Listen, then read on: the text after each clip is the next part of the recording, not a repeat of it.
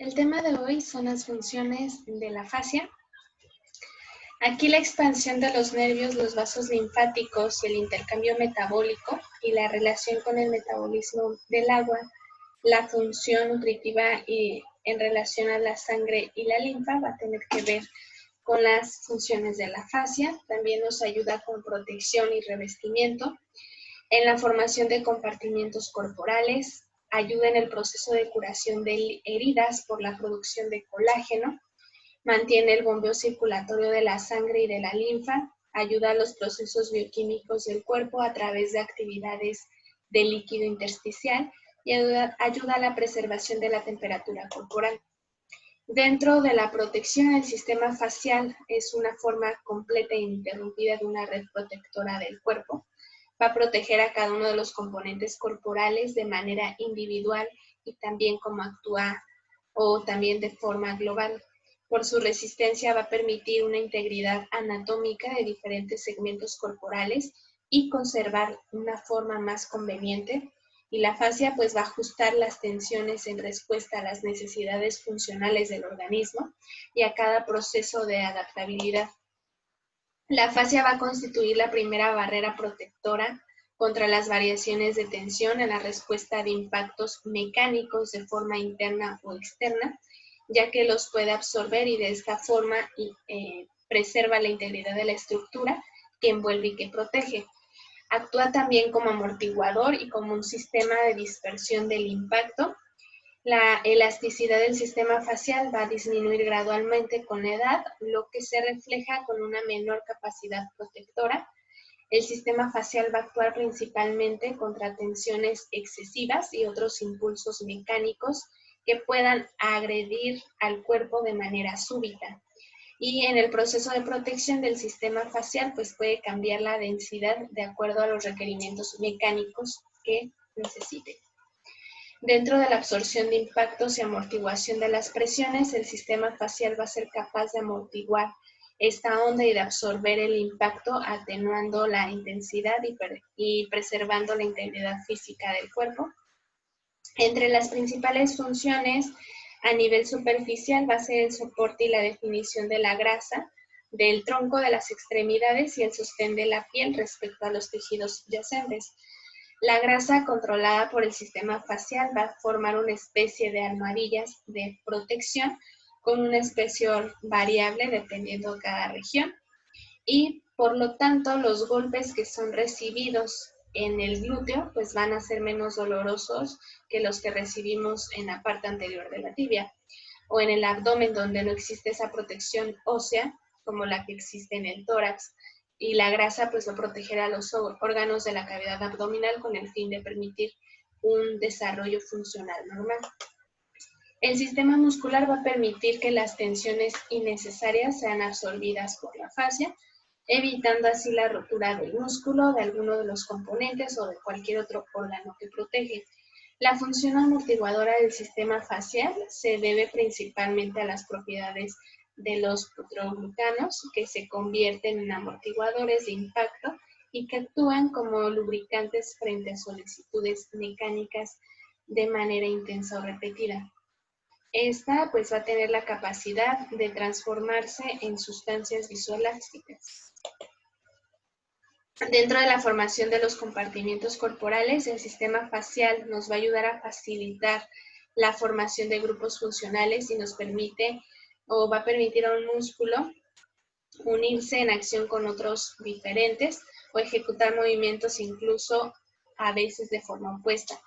Estas divisiones van a continuar también dentro de los músculos, los cuales nos van a permitir la especialización de grupos de fibras de una actividad precisa, ya sea de sostén, de ejecución o de un movimiento determinado.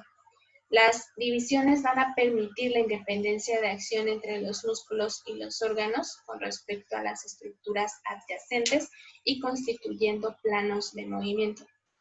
Los compartimientos formados por el sistema facial van a constituir una especie de cajas herméticas que nos van a permitir mantenernos de diversas presiones entre uno y el otro, facilitando también el trabajo muscular, pero también protegiendo al cuerpo de la difusión de las infecciones que pueden existir entre compartimientos.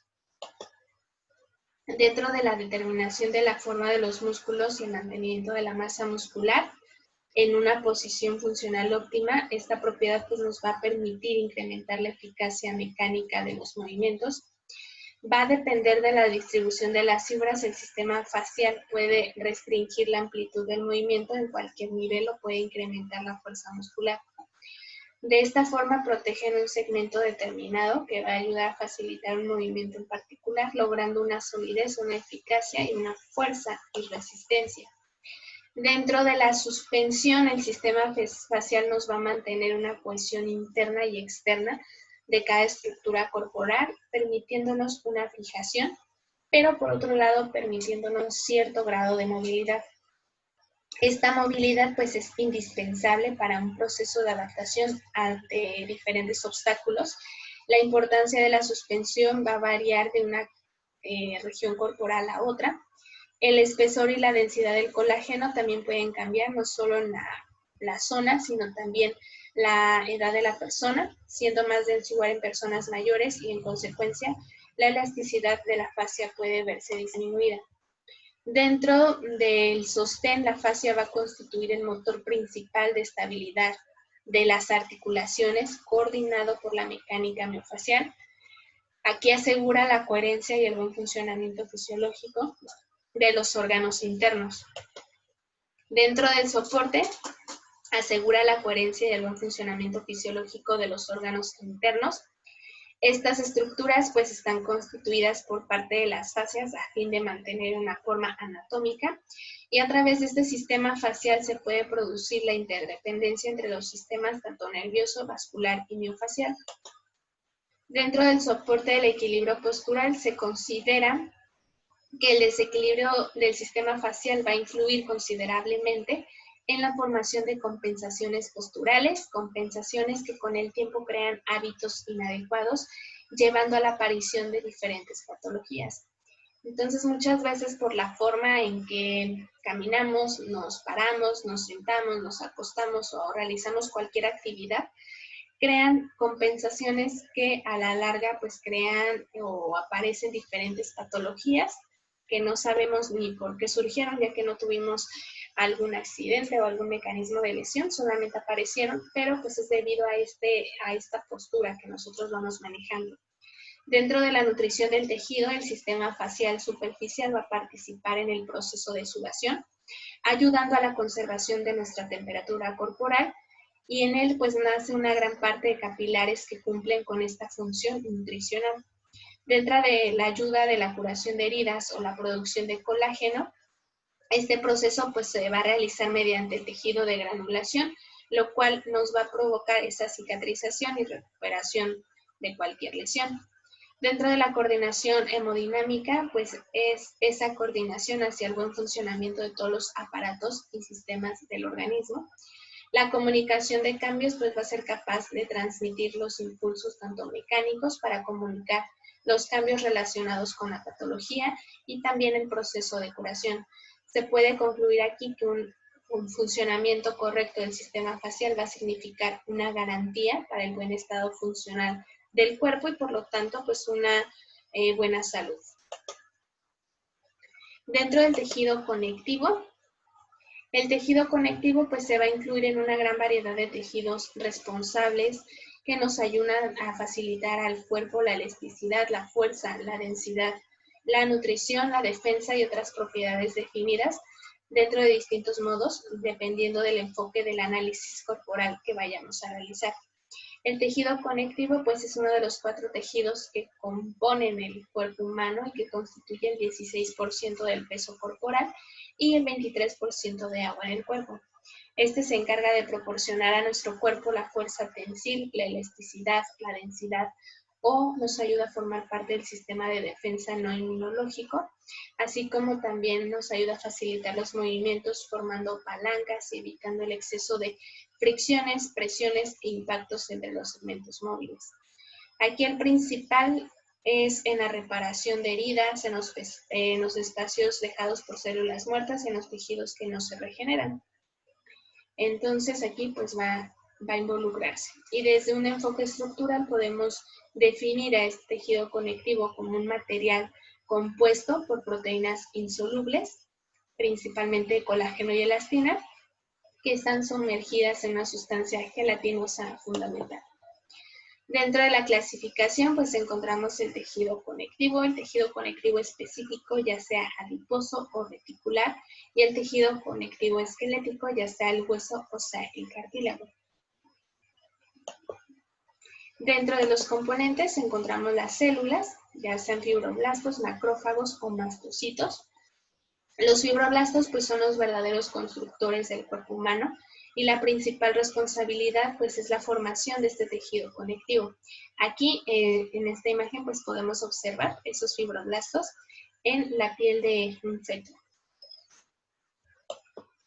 Dentro de la matriz extracelular encontramos la elastina, el colágeno y la reticulina, el cual pues aquí lo vemos en una representación gráfica acerca de la elastina, que es la parte A, y la acción de fuerzas mecánicas o de estiramiento, que es lo que pasa cuando hay ese estiramiento o algún movimiento que podemos realizar. Y pues la red interrumpida de las fibras de colágeno, pues que van a ayudarnos a la recuperación de diferentes lesiones. Dentro del espacio intersticial podemos ver también cómo va o cómo está compuesto aquí este espacio, cómo se encuentran los fibroblastos, las fibras de colágeno, los proteoglucanos, el espacio intersticial, y cómo la aplicación de diferentes fuerzas mecánicas van a permitir ese intercambio de líquidos entre dos o más compartimentos, principalmente a nivel extracelular e intercelular. Aquí podemos ver la sangre, el líquido intersticial, el líquido intracelular, cómo van a interactuar. Aquí vemos una representación del proceso de liberación de toxinas, que se encuentra en la primera imagen. En la segunda, la presión mecánica del proceso de una liberación miofacial. O sea que al realizar este tipo de técnicas, pues movemos en sí todos los tejidos. ¿Cuáles son esas toxinas aquí liberadas? Ya vemos que no se encuentran dentro de los elementos que tiene la piel, sino que ya se van distribuyendo, van saliendo de ahí. Y pues el resultado ya al final de las técnicas o el proceso de liberación miofacial pues nos va a eliminar completamente todas esas toxinas. Dentro de la fascia y la aplicación de sus fuerzas, en las terapias o en las sesiones de liberación miofacial se utilizan frecuentemente técnicas que están basadas en la aplicación a diferentes estímulos mecánicos, como por ejemplo la presión, estiramiento, la flexión y la torsión. Aquí es muy importante aprender a dosificar estas acciones para que no superen el alcance plástico de los tejidos que están sometidos al tratamiento. Este tipo de presión pues la podemos ir adquiriendo de acuerdo a la experiencia. En el fenómeno de latigazo, por ejemplo, se somete a la columna cervical a una flexión y luego a una extensión de gran intensidad en un tiempo breve, y el aparato ligamentoso anterior y posterior del cuello se va a estirar de forma repentina, lo cual pues va a quedar lesionado. Durante el proceso de reparación de esta lesión, la cantidad de fibras de colágeno va a aumentar y va a producir esa resistencia o esa rigidez en el tejido. Por eso alguien cuando tiene algún esguince de tobillo tras una lesión, toda la parte posterior del cuello se siente como muy dura, muy tensa. Es debido a esta reparación que está haciendo el tejido para recuperarse. Dentro de las etapas de los tejidos encontramos la preelástica, que es como un resorte. En esta fase va a corresponder al paso del estado de reposo a la tensión. Aquí se escoge la analogía con una tela. Es como si estiráramos todas las arrugas y la resistencia del tejido conectivo pues es mínima. En la parte elástica se sigue estirando el tejido y se provoca una deformación lineal que, como el resorte, la respuesta proporcional a la fuerza aplicada y a la elongación pues va a depender de acuerdo a la tensión que se genera en el tejido. Entonces aquí al detener la aplicación, el tejido vuelve a su estado inicial. O sea, si estiramos una liga y la soltamos, pues va a regresar a su posición original. Dentro de la plástica, cuando el estiramiento sobrepasa los límites de la fase elástica, van a empezar a producirse microtraumatismos en forma de desgarros de las fibras de colágeno. Aquí la diferencia con la anterior es que ahora los cambios son irreversibles a escala macroscópica. Entonces, pues así es lo que pasa cuando existe alguna lesión dentro de nuestro organismo. O nosotros al aplicar la técnica, ¿qué es lo que vamos a hacer? O sea, ni es tanta presión, pero tampoco es mínima. Entonces, es una presión que tiene que ir como en equilibrio de acuerdo a la lesión que tenga el paciente, al dolor que presente, a la valoración que nosotros vayamos realizando para pues no provocar traumatismos o desgarros. Entonces, aquí vemos las 4 etapas de la deformación del sistema facial, cómo se vería al inicio, a la parte intermedia, a la parte final, ya cuando hay algún microtraumatismo. Dentro de la postura, pues se considera que uno de los beneficios de la adopción por el ser humano de la posición bípeda, pues fue hecho para elevar la cabeza sobre el resto de los componentes corporales y de esta forma ampliar el horizonte que alcanza la vista, lo que facilitó también la amplitud de velocidad de nuestra orientación en el espacio. Sin embargo, el mantenimiento de una postura correcta vertical es una forma muy difícil. Y sin embargo, pues muchos pacientes es lo que más vamos a batallar con ellos, pues es la mejoría o en la reeducación postural. Aquí se considera que la postura es básicamente dinámica y no estática y que su correcto mantenimiento está íntimamente relacionado con el movimiento corporal. El mantenimiento del cuerpo en el espacio que se usa va a ser de gran porcentaje a la energía que va a producir el cuerpo. Si yo voy caminando y voy claudicando, pues el gasto de energía va a ser mayor, me voy a lesionar más pronto, me voy a cansar más pronto, voy a tener más complicaciones. Este mantenimiento va a correr a cargo de los músculos que de una manera continua se van a contraer y se van a relajar por este proceso para mantener esa postura. Dentro de la postura estática va a ser la forma individualizada de relación entre los distintos componentes del cuerpo, como el tronco, la cabeza y las extremidades. Dentro de la postura dinámica, pues va a ser la postura dentro de la acción de la fuerza de gravedad. Aquí el comportamiento postural se va a definir como la búsqueda de equilibrio entre la gravedad y la respuesta muscular al resultado de la acción o de la postura dinámica. Aquí nuestro centro de gravedad del cuerpo pues se localiza frente al segundo segmento de la vértebra sacra. Entonces, pues aquí es una ubicación donde podemos mantener pues, bien el equilibrio postural o de alterarlo, si es que lo movemos también. Dentro de la postura correcta, una postura correcta pues siempre debe cumplir el esquema principal, o sea, una máxima eficacia y el mínimo gasto de energía. Eso es una postura correcta.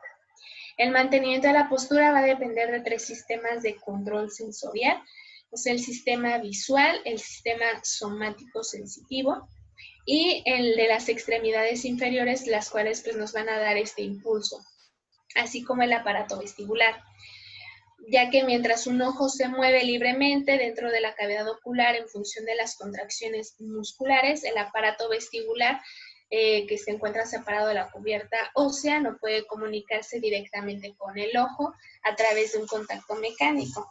Y el sistema somatosensitivo va a ser el encargado de distribuir la información entre los 2 primeros sistemas de control sensorial. O sea, tienen que ir de la mano estos 3. Si alguno tiene alguna alteración, pues nos va a afectar completamente la postura y pues va a traer diversas consecuencias. Dentro de la evaluación y corrección postural, la evaluación de un paciente con problemas posturales no puede dirigirse solo a la búsqueda de patologías ortopédicas, como una escoliosis, un pie plano, una escápula alada, que son las enfermedades más comunes donde encontramos alguna alteración postural, sino que la evaluación de la postura debe ser acompañada por la evaluación de la postura también en sedestación. El mantenimiento de una postura correcta, pues es esa concientización de mantener siempre esa buena postura, el desarrollo de las capacidades para desarrollar una corrección postural, la inhibición de reacciones o posiciones adversas o dañinas y la fijación de hábitos posturales. Todas las dificultades adquieren una aptitud funcional realizando su función.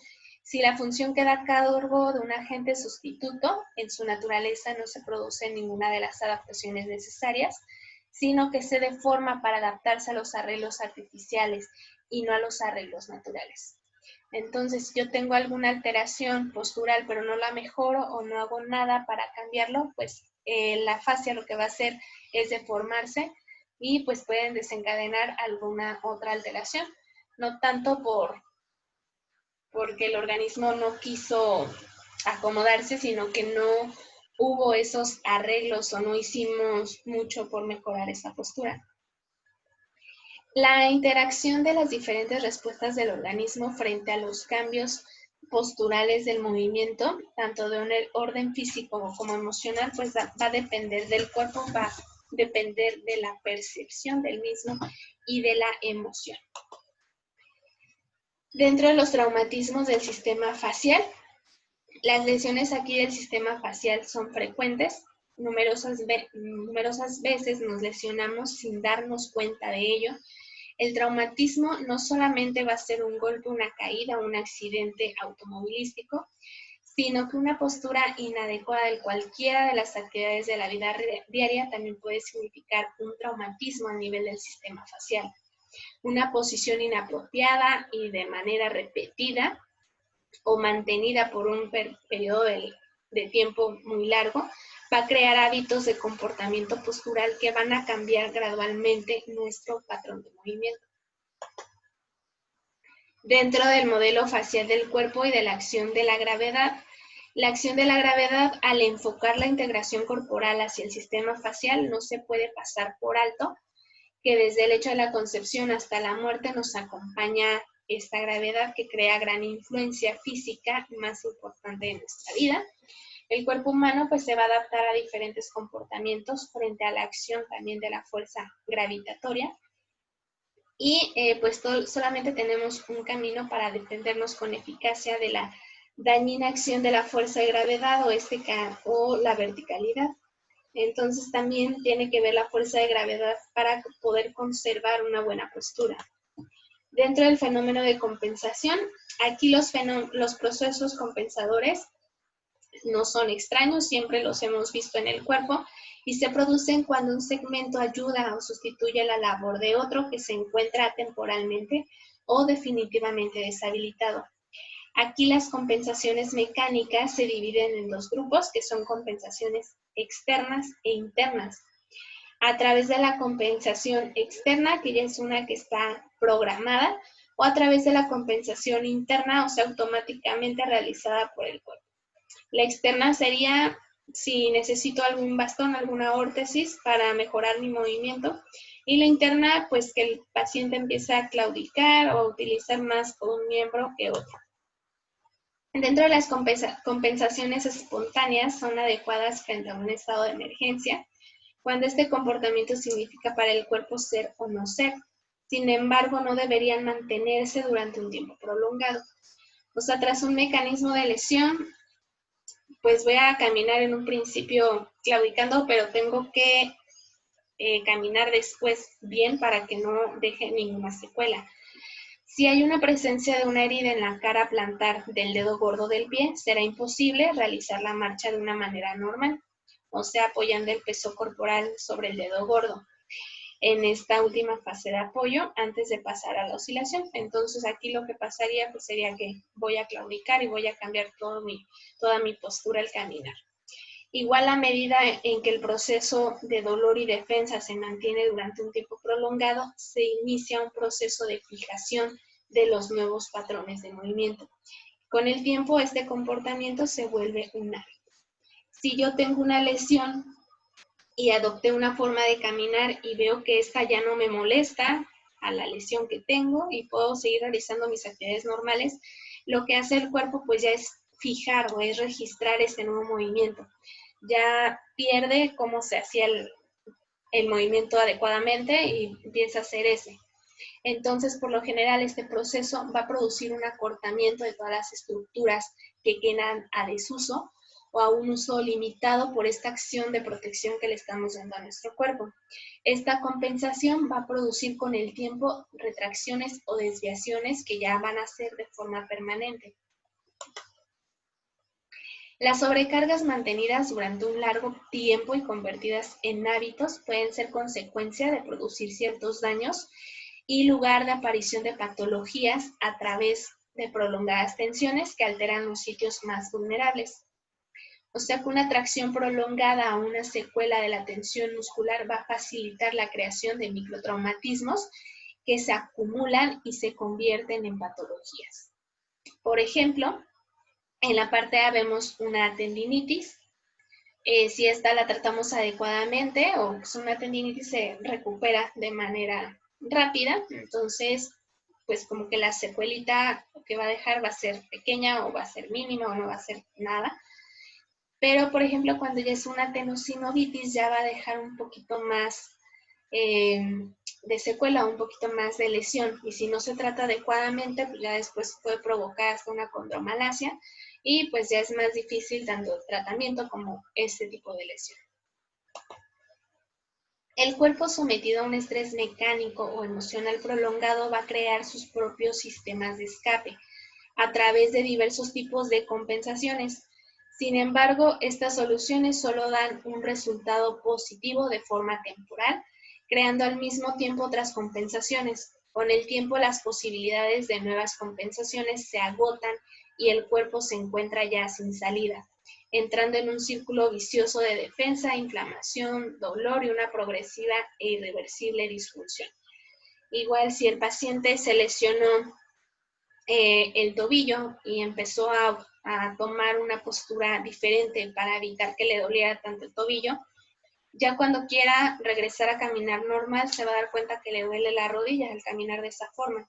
Entonces puede ser que busque otra forma para evitar el dolor de la rodilla y el dolor de tobillo, pero resulta que ya le duele también la columna o ya con otra posición le duele el brazo y todo. Entonces, pues vamos complicando y cada vez vamos involucrando a más estructuras de nuestro cuerpo y pues da como resultado una disfunción. Entonces aquí en este círculo, pues en el círculo vicioso que menciona aquí, pues viene la disfunción, el dolor, la prolongada tensión muscular defensiva, la hipomovilidad, el desarrollo de un patrón compensador, la sobrecarga y el desarrollo del patrón de fijación. Y otra vez volvemos a repetir. Dentro de las lesiones del sistema facial son todos los cambios mencionados que se van a producir a raíz de los diferentes tipos de traumatismo. El cuerpo se lesiona con mucha frecuencia y estas lesiones se producen a raíz de traumatismos tanto intrínsecos como extrínsecos. Se trata de microtraumatismos que al acumularse lentamente y gradualmente van a cambiar el comportamiento mecánico de la fascia y van a disminuir su elasticidad y la capacidad de defensa. Se desarrolla una tensión facial patológica que va a desencadenar dolor y la necesidad de compensar. Y el proceso de los cambios postraumáticos, según en este enfoque, se inicia en mayor parte de los casos en el sistema facial. Las sobrecargas creadas en el proceso compensador van a lesionar la fascia, lo que va a repercutir en el correcto desenvolvimiento funcional de otros sistemas. Entonces, si se lesiona la fascia, o lo primero que se puede lesionar es la fascia, como consecuencia pues va a afectar a todos los demás sistemas que actúan junto con ella. Al mencionar un traumatismo no nos referimos solamente a las secuelas relacionadas con alguna caída, un golpe o un accidente, sino también a estos cambios posturales relacionados con el quehacer diario. Entonces recuerden que un traumatismo para la fascia no solamente es un golpe, una caída, sino también esos cambios, esas compensaciones que nosotros realizamos día a día. Dentro de un traumatismo sobre el sistema facial, cuando es una lesión directa, se vería de esta forma. Aquí podemos ver esta imagen en el tejido normal, cuando hay una laxitud, cuando hay alguna ruptura, alguna cicatriz y un deslineamiento. ¿Cómo sería esta alteración. Dentro de la sobrecarga del sistema facial, las posturas viciosas y desarrolladas en el proceso compensador o lesiones relacionadas con el estrés repetitivo causadas por alguna irritación, alguna compresión o restricción del flujo sanguíneo. Estas lesiones no se producen en un incidente traumático, sino son a consecuencia de esos microtraumatismos acumulados, muchas veces no registrados como tales por la persona. Por ejemplo, llegan pacientes en que pues me empezó a doler el hombro, pero pues no me caí, no hice ninguna actividad, pero resulta que cuando juega o practica un deporte y una vez sintió como un tirón, pero no le hizo caso porque fue un ratito y ya no le molestó. Después, en el trabajo, pues tiene que levantar muchas cajas o trasladar gran cantidad de peso y pues también a veces siente como cansancio, siente que se le entume, pero pues como no pasa de ahí, pues no le hace daño. Entonces, pues todo esto a veces es como el cuerpo cobra la factura de todas esas lesiones que nosotros tomamos como insignificantes, pero que pueden afectar a la larga a provocar descompensaciones o lesiones más serias.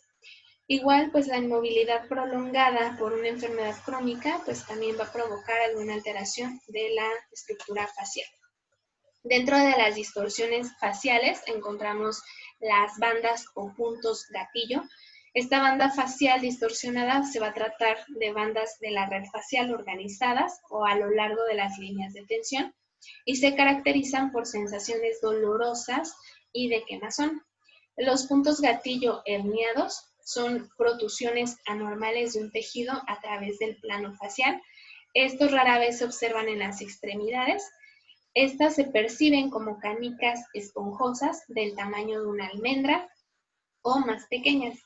Dentro de la distorsión en continuo es una alteración de la zona de transición entre el ligamento y el tendón, de la fascia y el hueso y que se caracteriza por un dolor puntual. Dentro de la distorsión del plegamiento es una alteración tridimensional del plano facial. Aquí las distorsiones duelen en un nivel más profundo de la articulación. De la distorsión en cilindro son superposiciones de espirales cilíndricas de las fascias superficiales. Estas provocan un dolor profundo en una zona articular que no se puede reproducir ni aumentar con la palpación. Y dentro de la fijación de planos, pues son alteraciones de la capacidad de deslizamiento de las superficies de las fascias. Estas fijaciones de planos son superficiales y no han perdido la capacidad de deslizarse. Entonces son las diferentes alteraciones que podemos encontrar dentro de la estructura facial. Dentro de la restricción o la limitación funcional miofacial, el traumatismo, así como también el incremento del estrés mecánico, va a estimular a la secreción de las fibras de colágeno en el tejido afectado y al mismo tiempo va a producir una disminución del volumen de la sustancia fundamental, provocando que el tejido conectivo esté más sólido y menos fluido. El endurecimiento del tejido conectivo va a alterar la libre circulación de fluidos y en consecuencia va a quedar total o parcialmente bloqueada a la entrada de nutrientes y va a producir el atrapamiento de desechos metabólicos. Aquí las capacidades del tejido conectivo con respecto a la elasticidad y la plasticidad, junto con la viscoelasticidad, van a quedar reducidas y la capacidad de deslizamiento de diferentes estructuras va a quedar reducida o bloqueada, lo que obliga al cuerpo a crear movimientos o posiciones sustitutos o iniciar este proceso de compensaciones y regresando otra vez a este círculo vicioso de la disfunción y la provocación de dolor. Así es como se va a dar una restricción miofascial. Dentro del proceso de la formación de entrecruzamientos patológicos entre las fibras de colágeno, se altera el deslizamiento entre las fibras de colágeno en los puntos de encruzamiento fisiológico, lo que va a crear fricciones patológicas. Estas fricciones van a producir un exceso de entrecruzamientos, aumentando la densidad del tejido y como consecuencia disminuyendo esta capacidad del movimiento. Esto era como el ejemplo que les ponía tras un latigazo cervical. Empieza ese endurecimiento por la acumulación excesiva de colágeno. El acercamiento entre las fibras no es suficiente para crear en un lugar determinado los entrecruzamientos patológicos y se forman de las fibras ya existentes y las nuevas fibras recientes sintetizadas. La incorporación de estos nuevos entrecruzamientos y a la existente estructura de colágeno va a limitar la elasticidad del mismo, impidiendo el movimiento natural entre las fibras antiguas. O sea, va a atrapar tanto a las fibras que estaban como las nuevas y evita pues ese movimiento adecuado. En tercer lugar, la limitación del movimiento va a impedir una correcta orientación de las nuevas y recién sintetizadas fibras, que aumentan la cantidad de entrecruzamientos patológicos. Aquí debemos recordar que la orientación apropiada de las fibras del colágeno va a depender de la presión, la tensión o los movimientos adecuados. Dentro de los cambios en el tejido conjuntivo a raíz de alguna inmovilización, va a provocar una desorganización en la orientación de las fibras, la formación de entrecruzamientos patológicos, formación de adherencias entre diferentes componentes, como los ligamentos, tendones o envolturas faciales, la reducción de la fuerza tensil de ligamentos, tendones y músculos, debilitamiento de las inserciones de los músculos y ligamentos, inhibición de la regeneración de la fibra muscular en el proceso de cicatrización, una proliferación del tejido adiposo fibroso hacia el espacio articular, lo que va a estimular una formación de adherencias hacia las superficies cartilaginosas, va a provocar una disminución del volumen del líquido sinovial y una erosión del cartílago o la formación de osteofitos. Sería todo. Gracias.